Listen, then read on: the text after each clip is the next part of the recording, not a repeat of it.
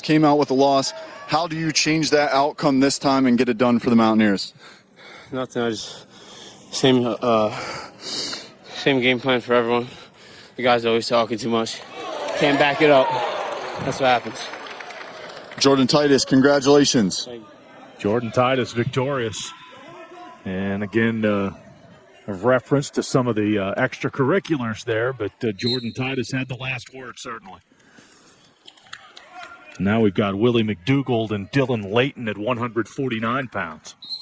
So it was a nice shot by Layton, and McDougald did a good job at countering. No points out of that, but a pretty good scramble and a flurry there. Mountaineers in front now, 6-4. Back-to-back wins by Gunnar Andrick and Jordan Titus. Those are huge. That was huge, especially after the major decision at 125. Looking at it straight up. Now, of course, wrestling is never decided on paper or straight up. But you get the upset for Ryder at 125 with bonus points, and then you have two guys who have really been big parts of the prove it lineup of they need to go out and get things done and step up for the Mountaineers. Go out and, a young guy getting a win over a veteran Division I wrestler, and then Jordan Titus avenging a past loss from last year where he got blanked by Griffin and able to come out with a win. Huge going into 49 with another big matchup. Layton, although he redshirted last year, placed at all 5 tournaments that he wrestled in. Very, very strong competitor here for the Bronx. His biggest win of his career came over number 17, Jacob Frost of Iowa State, and that's a big name. That is a big name. McDougald, of course, a 3-time NCAA qualifier, so a very big matchup here at 149. McDougald comes in 5-2 on the year.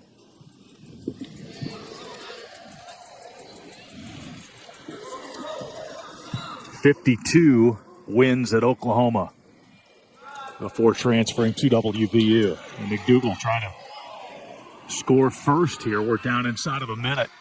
A good shrug and drag, but you saw that Layton did a nice job of finding McDougald's hands. So McDougald never got to lock, and then he was able to get the takedown. But here in another position, his elbow's a bit deep. Layton really holding on to that. Try to reduce the opportunities for McDougald to pull his arm out and score from there. Now he got double unders, which is interesting. Whistle comes with 33 seconds left in the period.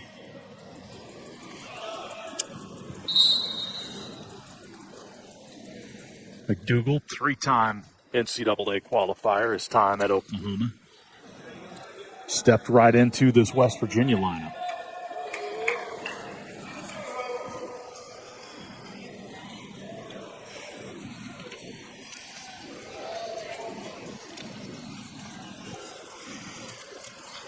Final seconds here.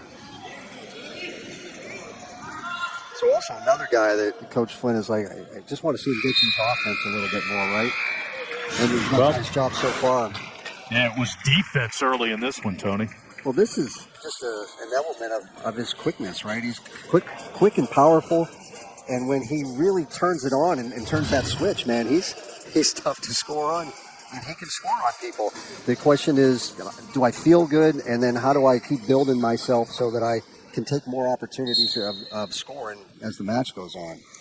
McDougald on the bottom here, stretched out, and no whistle. There's the whistle. There's one. And the point for getting out. So McDougald with a 1-0 lead. 7 seconds into period number 2. Well, you heard the Cliff Moore from the sideline face him, so he gets that one, because if he doesn't face him and he keeps his back to him, he's probably not going to get that.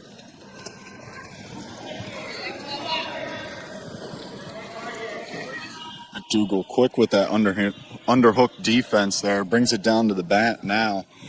Sort of a front headlock situation. He had elbow control there for a second. Ends up standing back on their feet. Well, the game within the game when you're in those tie-ups like that is head position most of the time. And neither one of them have probably got their head to the same side as the underhook or things along those lines, which is one thing, good defense. But number two, it's a lacking technique from an offensive standpoint and fighting to get in position. If you get in good position, you can score. Obviously, the other guy doesn't make it easy for you to do that. So that's the game within the game. And these two are playing a stalemate basically through this whole match so far. McDougald back to that underhook. They've spent most of it on their feet. McDougald, the first 7 seconds of this period before he got up and got out for the only point so far.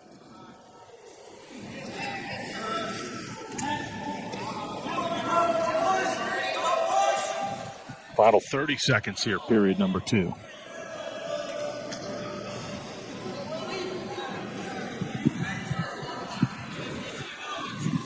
I'm glad they got rid of that rule where you touch somebody in the forehead and they were giving you a caution or giving the other guy a point. That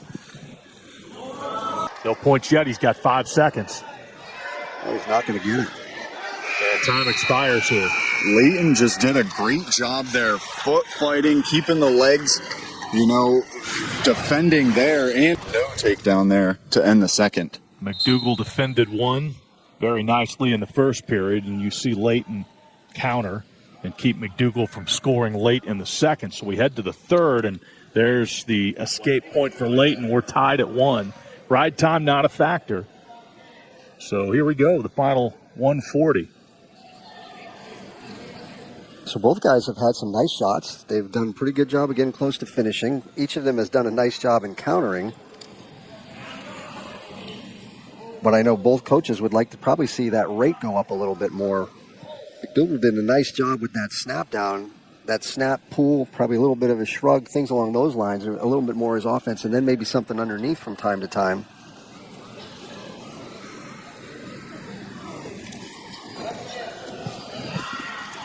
Man, that's quick. I mean, he banged him with his hip, and then he was gone. Final minute here, tied at 1 apiece.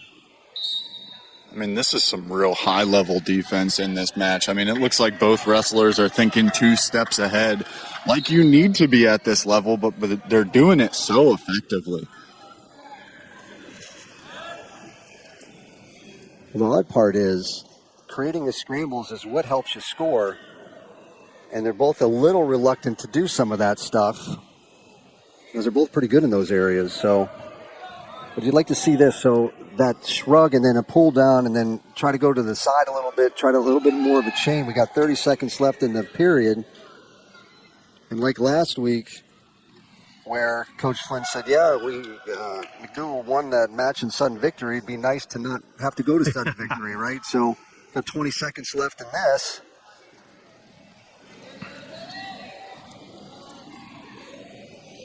Layton, the redshirt sophomore. McDougald with more experience here, but it looks like we're going to have extra wrestling again. 1-1 through 3 periods. And it's almost like as soon as it gets past like 45 seconds left on the clock, especially with these two in this match, you can almost already say that it's going to an extra period because I don't think either one of these guys would be able to score with the scrambling that we've seen in that amount of time. Even those 2 takedown attempts from Willie with the little slide by and he was behind and the front headlock and he was behind, they were still able to scramble out of that and take some points off the board. Layton in deep here. You see the overtime rules there. We're in the 2-minute sudden victory period, period number 4, if you will. And we're tied at 1. No offensive points in this match yet.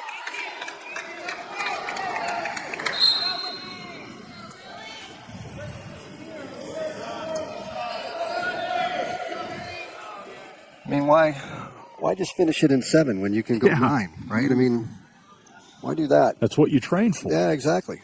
I mean, I don't think anyone inside of the Hope Coliseum is going to be complaining about more wrestling today. So I know both coaches are going to be complaining a little bit. They're going to say, hey, score some points, man.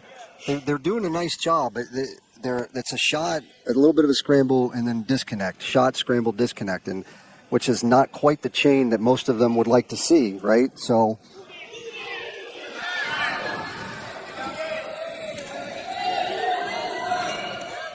this would be more of what they'd like to see.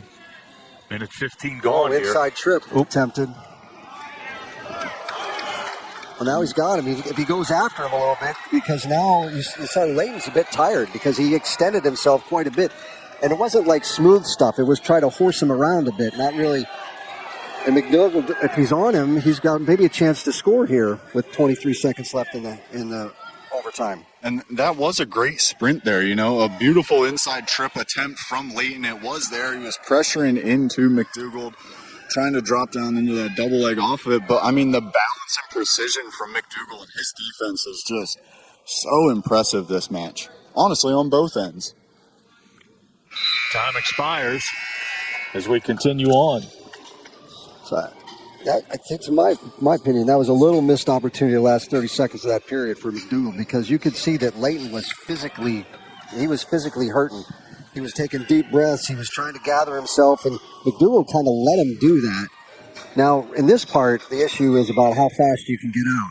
There was a total of 3 seconds of riding time. Well, there's a caution.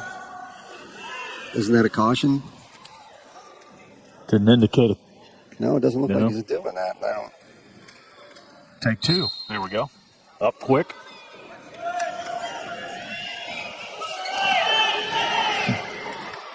You call for locking hands. And there should be a stall on top of that, to be honest with you. There's a warning for stalling, for red. A restart. 10 seconds into McDougald being on the bottom. Oh. It seemed like a long 10 seconds, was that? There's the escape. It's also with 11 seconds of riding time, so.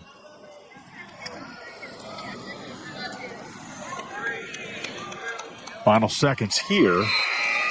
All right, so Layton will go to the bottom. McDougald with the point to take the 2-1 lead. He's got to stay on top.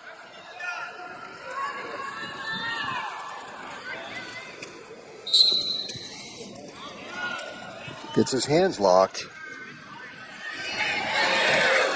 And I'm sure that was nice job by Layton and spinning on his head and doesn't.